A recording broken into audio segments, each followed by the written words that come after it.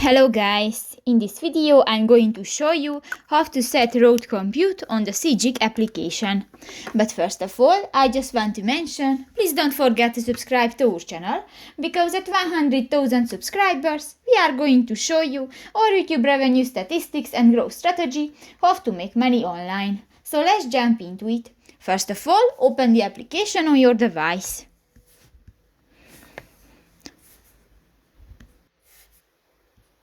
And you go to the three lines at the upper right corner of the screen, and here go to the settings icon, the second button.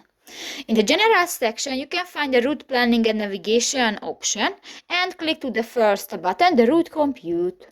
And you can select the fastest route, the shortest route, or the economic route, and just select one, for example the shortest route, and just click that and done. So that's pretty much it for this video guys. See you in the next one. Bye bye.